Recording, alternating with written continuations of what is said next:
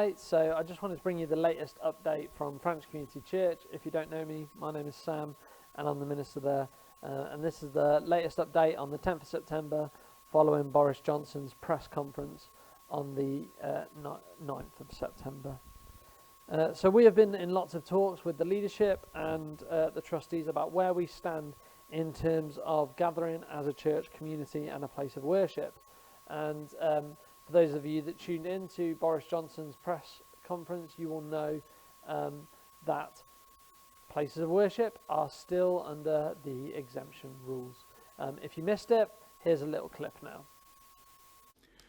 COVID-secure venues like places of worship, gyms, restaurants, hospitality venues can still hold more than 6 in total. Within those venues, however, there must not be individual groups larger than 6, and groups must not mix socially or form larger groups.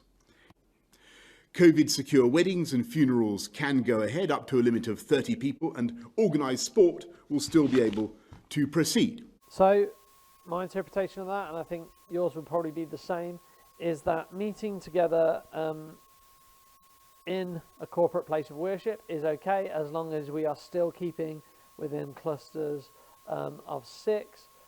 We are still being COVID safe, and we are still kind of,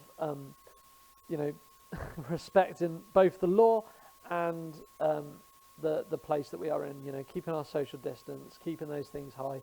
I guess the current trend at the minute is to wash your hands, keep your face mask on when you're indoors, and there's a third one, isn't there? I don't know. Keep safe, really.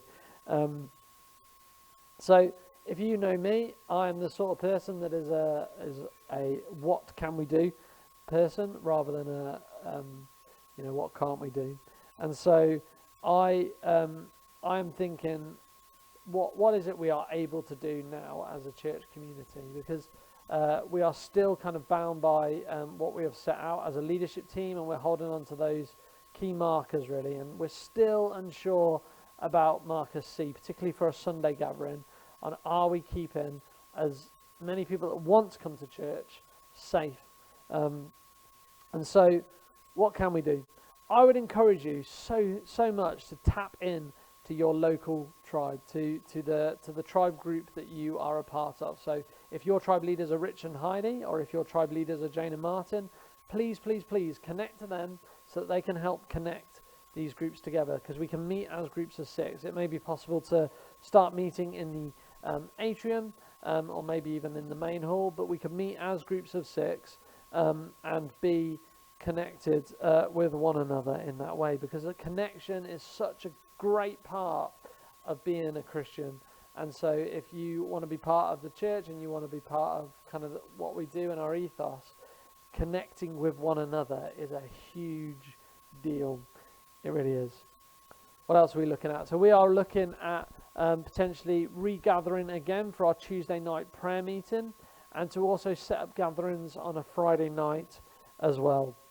The Friday night gatherings will probably be more of a traditional service in the way that many of us were used to. We'll be basing these around kind of the key points of the early church in Acts 2, where they met together, they broke bread with one another, they opened the Bible, they respected the teaching, they prayed and they praised with one another. And these are the things that we want to kind of tackle and hit on as well. So please tap in.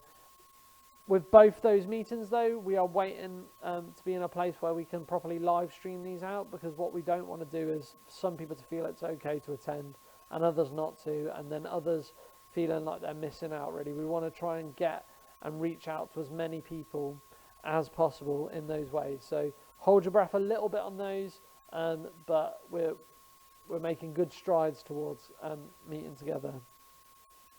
You see, let me just say, church can be done.